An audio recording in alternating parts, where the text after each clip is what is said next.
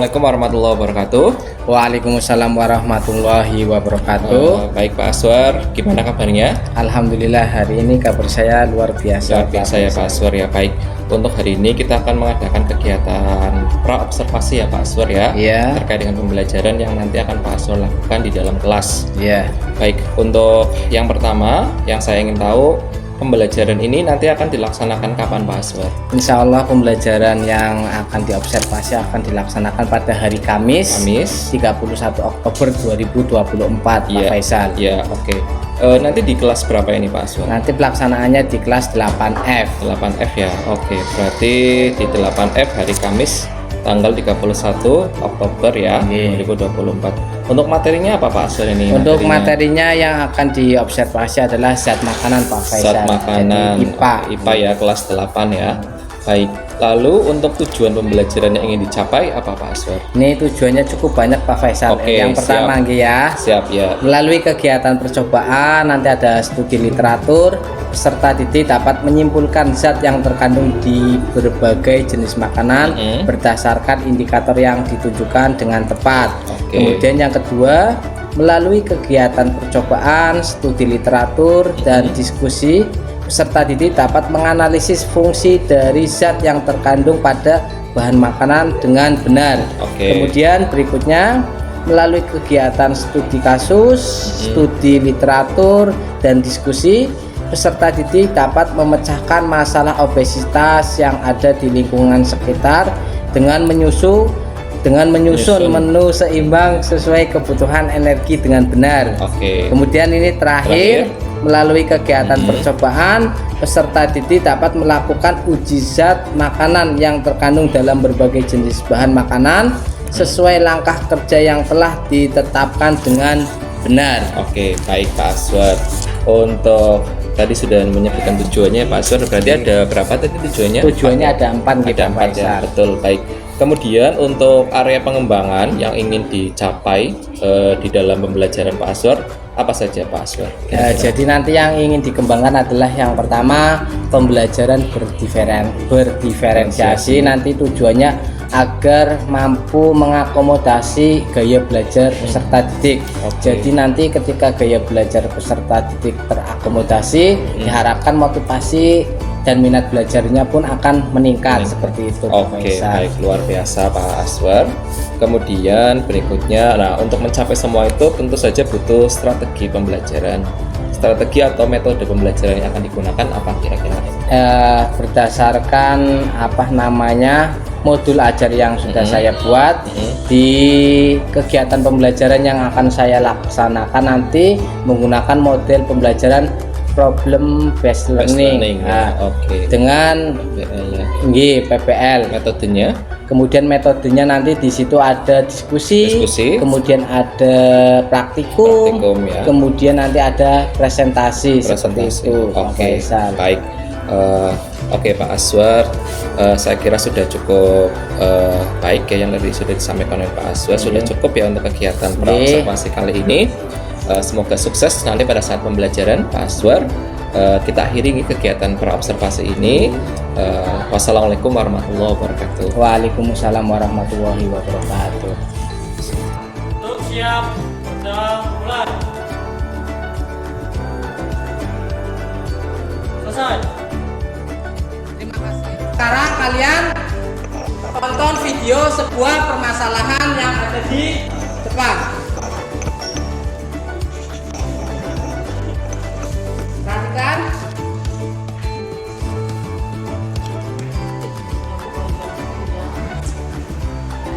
Tidak diketahui pasti berapa berat badan Titiwati atau Titin saat ini.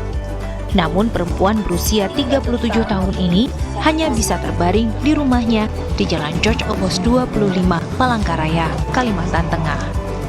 Titin terakhir menimbang badan pada tahun 2013.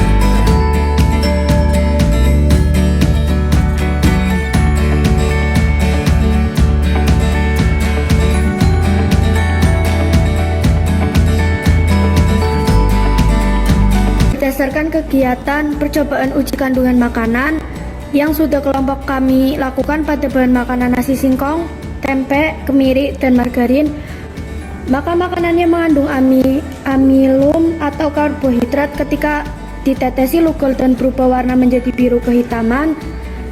Dari makanan yang kami uji yang mengandung amilum atau karbohidrat adalah nasi dan singkong. Kemudian untuk mengatasi permasalahan yang terdapat pada video yakni obesitas, maka dapat diatasi dengan mengkonsumsi makanan seimbang, dan kami sudah membuat menu seimbang seperti berikut. Pagi, roti panggang, sup kacang merah, buah melon, susu. Siang, nasi putih, empal, pepes teri, sayuran bayam, buah jeruk, jus tomat. Kemudian pemaparan dari kelompok kami. Pembelajaran pada hari ini sangat menarik karena melakukan percobaan uji kandungan gizi dalam makan, sehingga dapat menyusun dan mengkonsumsi menu seimbang setiap hari, sehingga kita tidak kekurangan atau kelebihan gizi. Jadi kesannya senang atau tidak?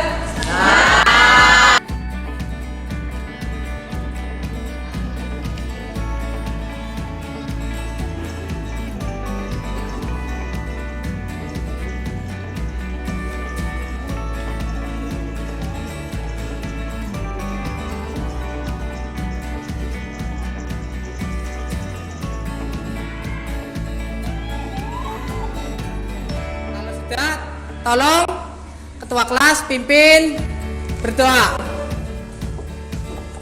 Duduk siap. Baca mulai.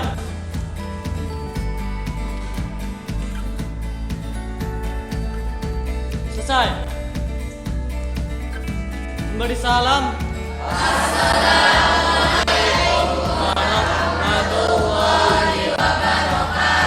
Waalaikumsalam warahmatullahi wabarakatuh. Assalamualaikum warahmatullahi wabarakatuh. Waalaikumsalam warahmatullahi wabarakatuh.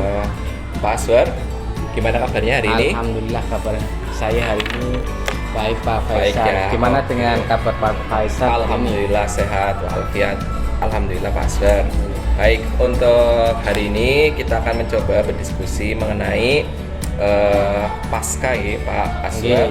Pasca observasi pembelajaran di kelas kemarin dengan Pak Aswar. Kemarin materinya apa ya Pak? Kemarin ya Pak? Kemarin materinya adalah zat makanan. Zat makanan ya Pak. Yang diuji apa saja kemarin Pak? Berarti Pak zat makanannya?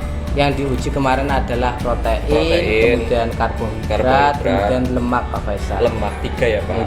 Oh, alat dan bahannya kemarin untuk yang uji protein dari siswa atau dari sekolah sendiri Pak? Untuk bahan makanan itu kemarin berasal dari siswa, kemudian untuk zat seperti lugol dan diuret itu saya yang menyediakan atau sekolah yang menyediakan. Oke.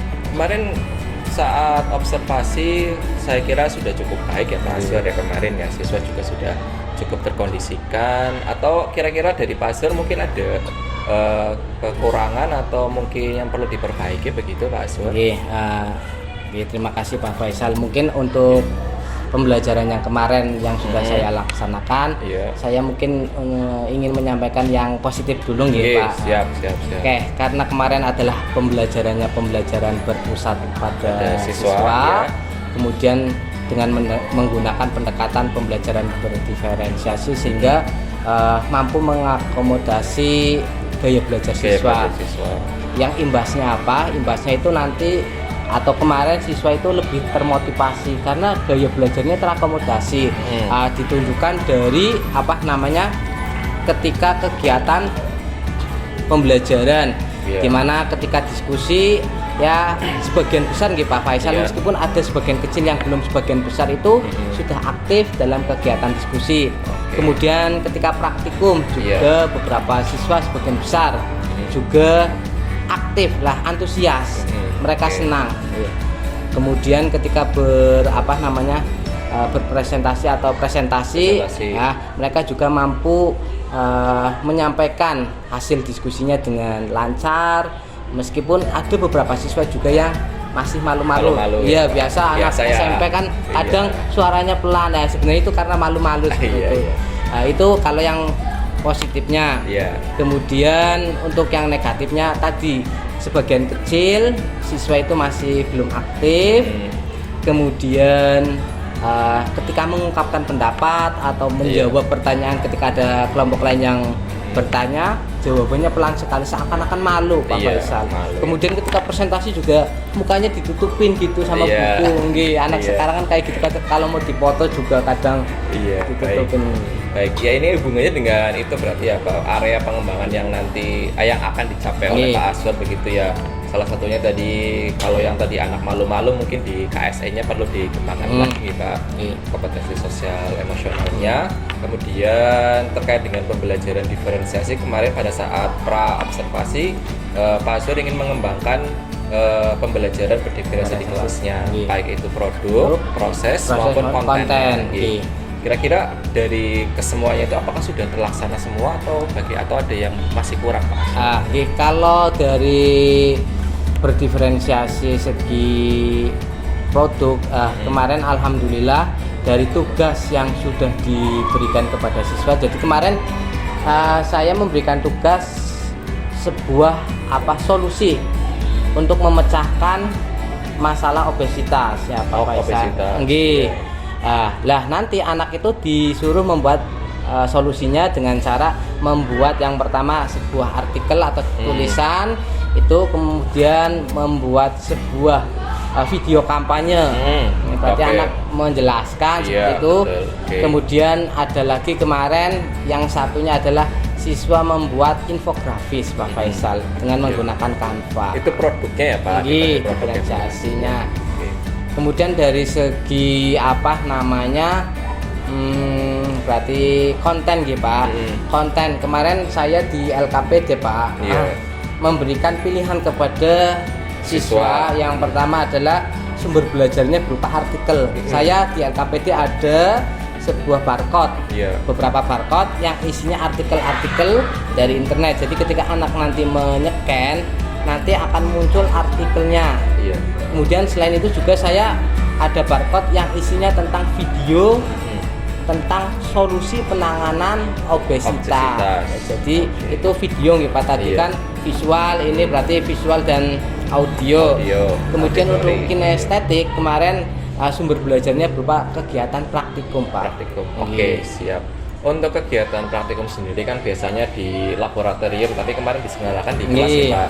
Nah, itu kira-kira apakah ada gangguan atau hambatan ketika siswa mengadakan praktikum Pak kemarin Pak? Nah, untuk kegiatan praktikum yang dilaksanakan di dalam kelas yang mestinya itu kan lebih baik di laboratorium ya salah satunya adalah kekurangannya Pak, harus mengondisikan tempat duduknya Pak.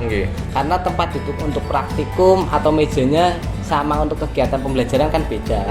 Kemudian sehabis praktikum kan ada kegiatan misalnya beres-beres, mencuci untuk melatih kedisiplinan lah. Di situ anak itu harus mencari wastafel yang jauh. Kalau misalnya di lab kan mestinya sudah ada. Itu adalah salah satu yang kurang baiklah maksudnya seperti itu ketika pelaksanaan praktikum di dalam kelas. Salah satu hambatan kekurangannya di situ. Kemudian apabila kekurangan alat, kita harus nyari ke lab gitu. Tapi alhamdulillah kemarin saya sudah menyediakan alat, dilebihkan dengan jumlah kelompoknya, jadi tidak ada kekurangan. Tidak ada kekurangannya. Oke, baik. Pak Aswar, ini terkait dengan berarti siswa kemarin kan ada kegiatan praktikum, kemudian ada kegiatan diskusi, ada kegiatan presentasi. Baik.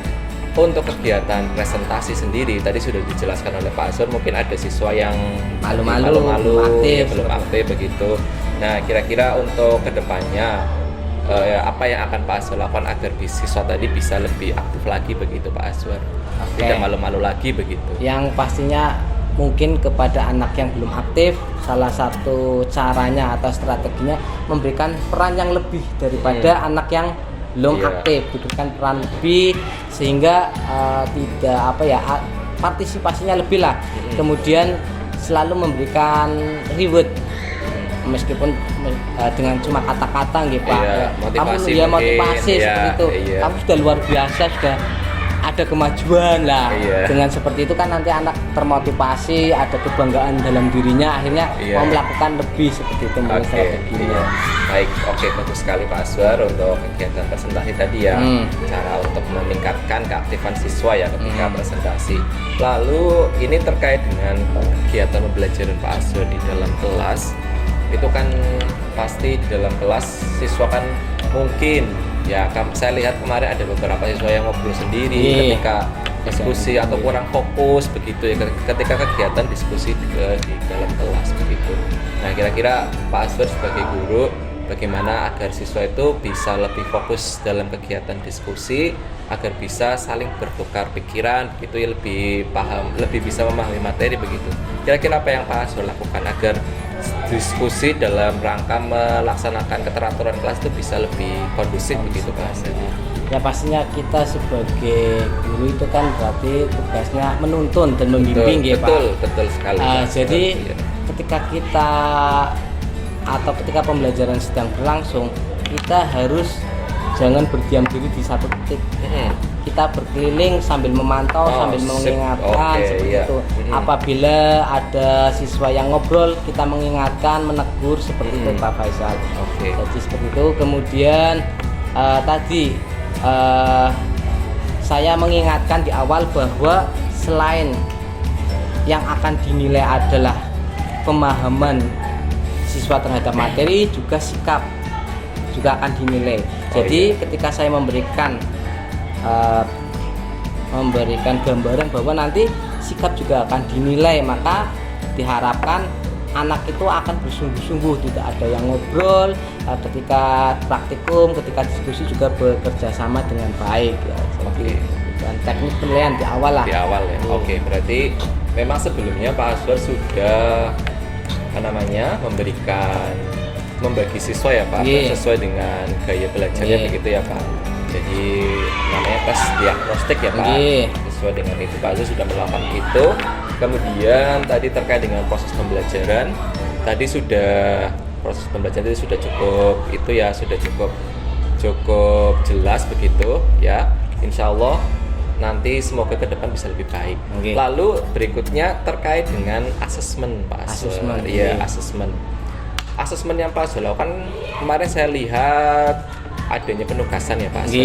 Penugasan, kemudian ada di sikap ya, di dalam profil pelajar Pancasila. Iya. Nah, kira-kira Pak Aswar dari hasil kemarin apa yang bisa Pak Aswar ceritakan dari kegiatan kemarin? Jadi kemarin kan yang dinilai itu ada sikap, ada keterampilan, kemudian pengetahuan ya. Ya kemarin berdasarkan hasil penilaian yang sudah saya laksanakan dari pengetahuan dulu gitu Pak. Dari pengetahuan, karena pembelajarannya berdiferensiasi sesuai dengan gaya belajar siswa, menunjukkan bahwa ada peningkatan daripada kegiatan pembelajaran pada materi yang sama itu ya, ada peningkatan nilainya. Kemudian meskipun anak kelihatannya gaduh ya Pak, dari sikap ya kelihatannya gaduh, tapi itu gaduhnya dalam hal positif ya Pak, dalam kegiatan ranah aktif dalam kegiatan praktikum.